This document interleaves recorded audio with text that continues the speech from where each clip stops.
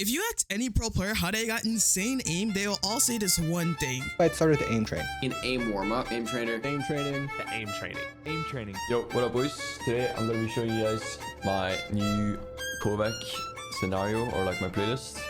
In my opinion, this is the best way to improve your aim.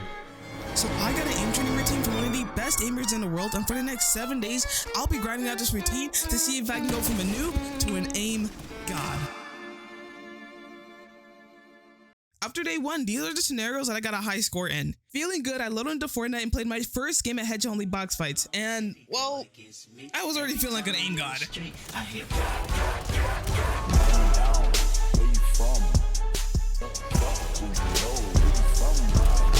Psych! I lied! I'm still trash aiming. One thing I noticed when aim training is that instead of going for one good shot, I try to shoot as many shots as possible and hope that at least one of them hits. So going forward, I'm gonna try to line up my shots before I actually take it. Another thing I noticed is that my mouse movement was really rigid, so much so that I started to wonder if I was maybe a bot or an AI or... Hello? What was that pause about? Anyways, day 1 in my opinion was a success, so I think it's time for me to get some well-deserved sleep.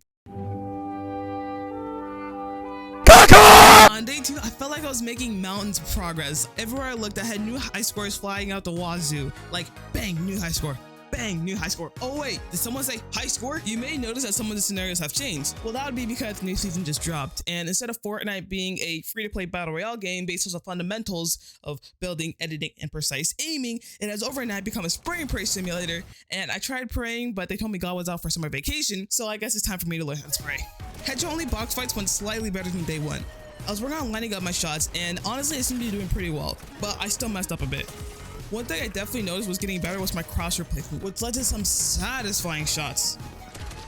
I definitely still had some things to improve on, but things seem to be going better. So much so that I said this. Bro, that actually went so well. Bro, okay, how about this, right? If I don't hit all my high scores by the time that this series ends, I'm gonna give some 1,000 V-Bucks. No, God! No, God, please, no! No! You idiot, you moron, why would you do that? You just made a simple challenge 100 times more stressful. Well, I guess the deal's deal. I think it's just time for me to get some well-deserved rest.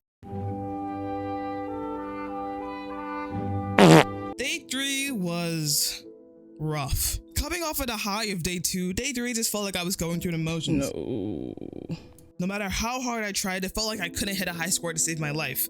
I mean, look at this. Hello? How did you fall off this hard? Anyways, these are the new high scores I got. Oh wait, you thought there was gonna be more?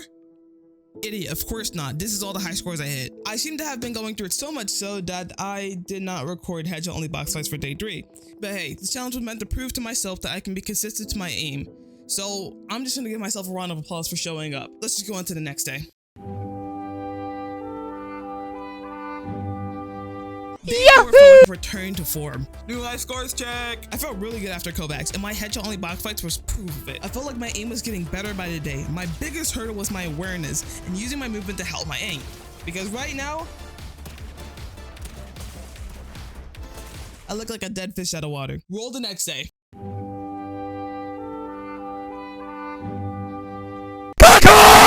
Fight was uneventful. I took on the new high scores. That's literally it. Also, before all the pro aimers are like, oh my god, high scores aren't the best way to check your improvement. You need to be using other things to measure your improvements. I know, but it's the easiest way for me for it to not only show in the video, but also to show myself how I've been doing and notice any changes over time. Headshot only box fights went, well, in my first game, I felt like I was a controller player who had never touched the keyboard or mouse, and who doesn't know all you have to do is click heads. It just felt like after almost a week of aim training, all of my progress just vanished. You were only seeing the clips I got an E limit, but trust, it was bad. I wasn't even dying because I was bad. I was dying because I didn't take the extra second to line up a crispy headshot. In the second game, I low-key started to heat up. You know what? Let's give day 5 a montage.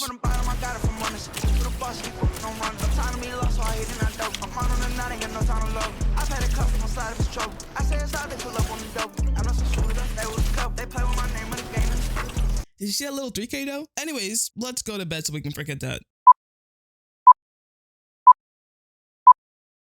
Day 6 went as great as one could hope. Let's check on the high scores. We're getting so close. I just need to beat one more high scores and I will have beaten every high score that I've had. Head-to only box fights went honestly average. I didn't feel great about my performance, but I also didn't do terribly. It just felt like a very neutral day. And you know what? Just for the sake of it, let's skip day 6 montage.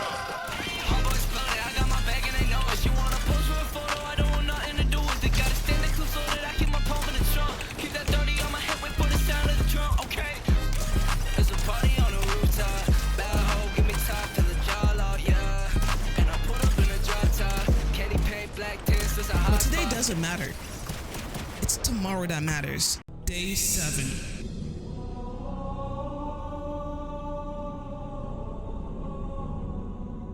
Going to Kovvaks, I low-key wasn't feeling my best. I was less stressed overall, but today was the last day to beat my high score, so it was honestly just gonna be now or never.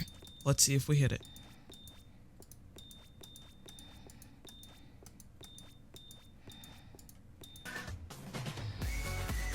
Let's go! Let's freaking go. We beat it, bro. My tiny little heart can't take it. Oh my god. I couldn't breathe. I forgot to breathe during that entire thing, but we're done with this challenge. Oh my god, I'm never doing that again. And just like that, I had beaten all of my high scores. The rest of the Kovvaks session felt uneventful. But hey, it has only box fights? Well, I'll let the montage speak for itself.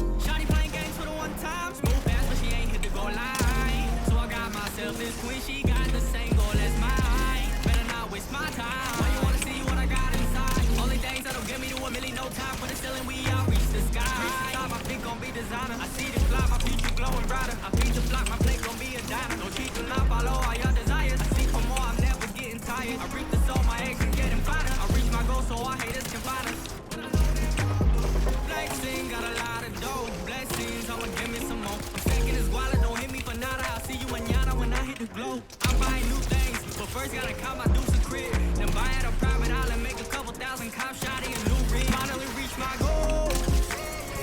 I walk around pocket full. I just got the new hit 14. That's it you wish you could afford. And they say yeah. I'm headed up to the stars. That 25-8 overwork, don't hate my day. After 7 days of aim training, can I say that it was worth it? Yes and no.